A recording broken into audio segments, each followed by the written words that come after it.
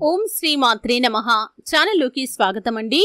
రేపే శ్రీరామనవమి. స్నానం చేసే నీటిలో ఈ ఒక్కటి వేసుకొని మీరు స్నానం చేస్తే చాలు, జన్మ జన్మల దరిద్రం, దోషాలు, కష్టాలు అన్నీ కూడా పోయి అపర కుబేరులు అవుతారు. అయితే స్నానం చేసే నీటిలో శ్రీరామనవమి రోజు ఏం వేసుకొని స్నానం చేయటం వల్ల మీపై ఉన్నటువంటి దోషాలు, అలాగే మీ జీవితంలో ఉన్నటువంటి కష్టాలు, దరిద్రాలు అన్నీ కూడా పోయి అపర కుబేరులు అవుతారు. ఈ పూర్తి వివరాలు అన్నీ కూడా ఈరోజు ఈ వీడియోలో వివరంగా తెలుసుకుందాం. అలాగే శ్రీరామనవమి విశిష్టత గురించి కూడా పూర్తిగా తెలుసుకుందాం. వీడియోలోకి వెళ్లే ముందు మా చిన్న రిక్వెస్ట్ ఏంటంటే, ఇంతకు ముందు కనుక మా ఛానల్ని మీరు సబ్స్క్రైబ్ చేసుకోనట్లయితే సబ్స్క్రైబ్ చేసుకోండి. అలాగే పక్కనే ఉన్న గంట సింబల్ మీద ఆల్ అప్డేట్స్ ని క్లిక్ చేయండి. అప్పుడే మేము అప్లోడ్ చేసే ప్రతి వీడియోకి మీకు నోటిఫికేషన్ అనేది వస్తుంది.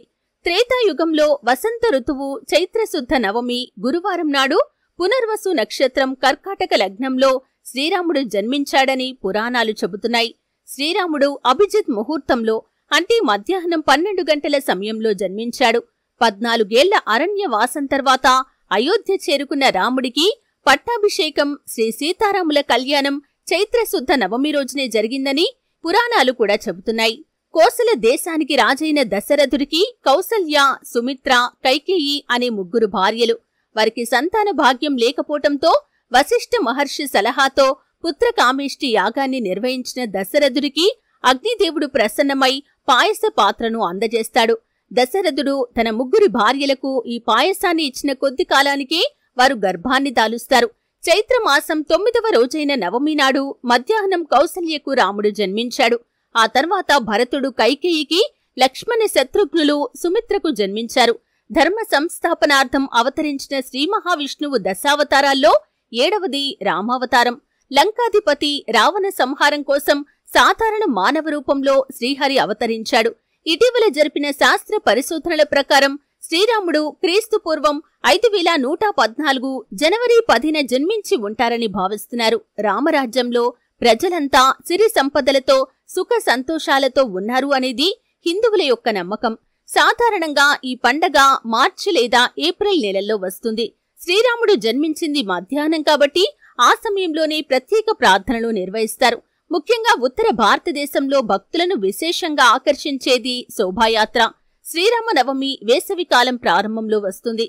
వేసవిలో సూర్యుడు ఉత్తరార్ధ గోళానికి చేరువగా ఉంటాడు.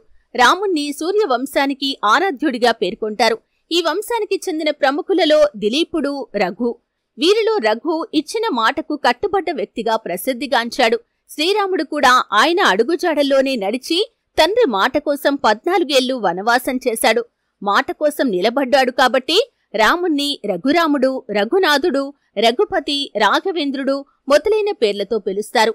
శ్రీరామ రామ రామేతి రమే రామే మనోరమే సహస్రనామ తత్తుల్యం రామనామ వరాననే అనే శ్లోకం 3 సార్లు స్మరిస్తే విష్ణు సహస్రనామ పారాయణ, శివ సహస్రనామ ఫలితం కూడా మీకు లభిస్తుంది. దుష్ట శిక్షణ, శిష్ట రక్షణ కోసం చైత్రశుద్ధ నవమి నాడు 5 గ్రహాలు ఉచ్చస్థితిలో ఉన్నప్పుడు పునర్వసు నక్షత్రంతో కూడిన కర్కాటక లగ్నంలో పగటి సమయాన సాక్షాత్తు ఆ శ్రీ మహావిష్ణువే కౌసల్య పుత్రుడిగా ఈ భూమిపై జన్మించిన పర్వదినాన్ని శ్రీరామనవమిగా జరుపుకుంటాం. ఎవరైతే కాశీలో జీవిస్తూ ఆ పుణ్యక్షేత్రంలోనే మరణిస్తారో వారు మరణించే కాలంలో సాక్షాత్తు పరమేశ్వరుడే ఈ తారక మంత్రాన్ని వారి కుడి చెవిలో చెప్పి సద్గతి కలిగిస్తాడు అనేది ఇతిహాసాలు చెబుతున్నాయి. ఇక భక్త రామదాసుగా పేరుగాంచిన కంచర్ల గోపన్న శ్రీరామనామ గాన మధుపానాన్ని భక్తితో సేవించాడు. రామనామాన్ని ఉచ్చరించేటప్పుడు రా అనగానే మన నోరు తెరుచుకొని లోపల ఉన్న పాపాలన్నీ బయటకు వచ్చి ఆ నామం యొక్క అగ్ని జ్వాలల్లో పడి దహించుకుపోతాయి. అలాగే మా అనే అక్షరం ఉచ్చరిస్తే మన పెదవులు మూసుకుంటాయి కాబట్టి బయట మనకు కనిపించి ఆ పాపాలు లోపలికి ప్రవేశించలేవు. అందువల్లే మానవులకు రామనామ స్మరణ మిక్కిలి జ్ఞానాన్ని, జన్మరాహిత్యాన్ని కలిగిస్తుంది. అయితే ఇంతటి విశిష్టత కలిగినటువంటి శ్రీరామనవమి రేపే కాబట్టి మీరు మీ జీవితంలో ఉన్నటువంటి కష్టాలను దూరం చేసుకోవాలి అనుకుంటున్నా, మీ జీవితంలో మీరు ఎటువంటి దోషాలతో అయితే మీరు అనేక రకాల సమస్యలను ఎదుర్కొంటున్నారో, అలాగే జన్మ జన్మల నుండి మిమ్మల్ని పట్టి పీడిస్తున్న దరిద్రం వదిలిపోవాలని మీరు ఆలోచిస్తున్నట్లయితే కనుక స్నానం చేసే నీటిలో ఈ ఒక్కటి వేసుకొని స్నానం చేయండి. సకల శుభాలు మీకు కలుగుతాయి. మీ జీవితంలో మునుపెన్నడూ చూడనటువంటి సంతోషాన్ని, ఉల్లాసాన్ని, అలాగే ఆర్థిక స్థితిని మీరు ఖచ్చితంగా చూస్తారు. ముఖ్యంగా మన జీవితంలో మనం ఎదుర్కొనే ప్రతి సమస్యకి కూడా కారణం మన జీవితంలో ఉన్నటువంటి దోషాలు కావచ్చు, అలాగే జన్మ జన్మల నుండి మనల్ని పట్టి పీడిస్తున్న దరిద్రం కావచ్చు. ఈ దరిద్ర బాధలు, దోషాలు, నరదృష్టి, నరఘోష ఇవన్నీ తొలగిపోవటానికి కొన్ని ప్రత్యేకించబడిన రోజుల్లో మనం చిన్న చిన్న పరిహారాలు చేసుకోవటం వల్ల ఆ భగవంతుడి యొక్క అనుగ్రహాన్ని ఖచ్చితంగా పొందుకోగలుగుతాం. ఎందుకంటే నెగటివ్ ఎనర్జీ మనలో నుండి, మన యొక్క గృహంలో నుండి ఎప్పుడైతే బయటకు వెళ్లిపోతుందో అప్పుడు ఆ భగవంతుడి యొక్క దయాదాక్షిణ్యాలు మనపైకి ఖచ్చితంగా వస్తాయి. ఆ భగవంతుడు మన జీవితంలో ఉన్నటువంటి కష్టాలకు పరిష్కారాలను కూడా చూపించగలుగుతాడు. కాబట్టి ఖచ్చితంగా ఈ శ్రీరామ నవమి రోజు మీరు కనుక స్నానం చేసే నీటిలో ఈ ఒక్కటి వేసుకుని స్నానం చేస్తే జన్మ జన్మల దరిద్రాలు, పాపాలు అన్నీ కూడా తొలగిపోతాయి. దీనికోసం మీరు చేయాల్సింది ఏమిటి అంటే కనుక ఉదయం సూర్యోదయానికి ముందే నిద్ర లేవాలి.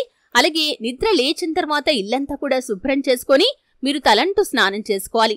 తలంటు స్నానం చేసుకునే ముందు మీరు ఒంటికి నువ్వుల నూనె రాసుకుని అభ్యంగన స్నానం చేయండి. అంటే ఈ విధంగా ఒంటికి నువ్వుల నూనె రాసుకుని తలంటు స్నానం చేయటాన్ని అభ్యంగన స్నానం అంటారండి. ఈ విధంగా నువ్వుల నూనె రాసుకుని మీరు తలంటు స్నానం చేయండి. స్నానం చేసే నీటిలో 2 లవంగాలు వేసుకుని స్నానం చేయండి. ఈ విధంగా మీరు లవంగాల ద్వారా మీ యొక్క ఒంట్లో ఉన్నటువంటి నెగటివ్ ఎనర్జీని బయటకు పంపించగలుగుతారు. లవంగాలకు నెగటివ్ ఎనర్జీని లాగేసే శక్తి ఉంటుంది. ఈ లవంగాలు మీరు నీటిలో వేసుకున్నట్లయితే దాని లోపల ఉన్నటువంటి శక్తి ఆ నీళ్ల లోపలికి వస్తుంది. ఆ నీళ్లతో మీరు స్నానం చేసినప్పుడు మీ ఒంట్లో నుండి ఈ యొక్క నెగటివ్ ఎనర్జీ అంతా కూడా బయటకు వెళ్లిపోతుంది. ఈ విధంగా మీరు స్నానం చేసే నీటిలో 2 లవంగాలు వేసుకుని స్నానం చేయండి. జన్మ జన్మల దరిద్రం, మీపై ఉన్నటువంటి దోషాలు అన్నీ కూడా తొలగిపోతాయి. ఈ విధంగా దోషాలు పోతాయి. దరిద్రం పోవటంతో మీరు ఎదుర్కొంటున్న కష్టాలకి, సమస్యలకి కూడా ఖచ్చితంగా పరిష్కార మార్గాలు కూడా అన్వేషించబడతాయి. మీ జీవితంలో మునుపెన్నడూ చూడనటువంటి అదృష్ట ఫలితాలను కూడా మీరు సొంతం చేసుకోగలుగుతారు. ముఖ్యంగా మీ జీవితంలో ఆర్థిక ఇబ్బందులతో బాధపడుతున్నారా? ఖచ్చితంగా ఈ దోషాలు తొలగిపోవటంతో ఆర్థికంగా గణనీయమైన పురోగతిని సాధించగలుగుతారు. ఆ లక్ష్మీదేవి యొక్క కటాక్షంతో, అలాగే ఆ సీతారాముల యొక్క కృపా కటాక్షాలతో మీరు చేపట్టిన ప్రతి పనిలో కూడా విజయాన్ని చూస్తారు. అలాగే ఆ శ్రీరామచంద్రమూర్తుల వారి యొక్క అనుగ్రహంతో మీరు ఆర్థికంగా కూడా పురోగతి సాధించగలుగుతారు. వృత్తి, ఉద్యోగం, వ్యాపారం తదితర అంశాల్లో మీకున్న సమస్యలకి కూడా ఖచ్చితంగా పరిష్కార మార్గాలు అనేవి కూడా అన్వేషించబడతాయి. మీ జీవితంలో మునుపెన్నడూ చూడనటువంటి అద్భుతమైన రోజులను ఖచ్చితంగా ఇక ముందు మీరు చూస్తారు. కాబట్టి రేపు శ్రీరామనవమి రోజు సూర్యోదయానికి ముందే స్నానం చేయాలి. అలాగే నువ్వుల నూనె ఒంటికి రాసుకుని తలంటూ స్నానం చేయండి. తల స్నానం చేసే ముందు మీరు స్నానం చేసే నీటిలో 2 లవంగాలు వేసుకుని స్నానం చేయండి. ఈ విధంగా స్నానం చేసిన తర్వాత సూర్య భగవానుడికి నమస్కారం చేసి అర్ఘ్యం సమర్పించండి. అంటే నీటిని సమర్పించండి. ఆ తర్వాత మీ పూజా మందిరాన్ని శుభ్రం చేసుకుని మీరు ఖచ్చితంగా దీపారాధన చేయండి. ఆ తర్వాత ఇల్లంతా కూడా శుభ్రం చేసుకుని పూజా మందిరాన్ని శుభ్రం చేసుకుని ధూప దీప నైవేద్యాలతో ఆ శ్రీరామచంద్రమూర్తి అలాగే ఆ సీతమ్మ వారు కలిసి ఉన్నటువంటి ఫోటోకి పుష్పాలు సమర్పించి మీరు ధూప దీప నైవేద్యాలతో పూజ చేసుకోండి. మీ జీవితంలో మీకున్న దరిద్ర బాధలు అన్నీ కూడా తొలగిపోతాయి. చూశారు కదండి. వీడియో నచ్చితే ఖచ్చితంగా లైక్ చేయండి. మరిన్ని మంచి మంచి వీడియోల కోసం ఇప్పుడే మా ఛానల్ని సబ్స్క్రైబ్ చేసుకోండి.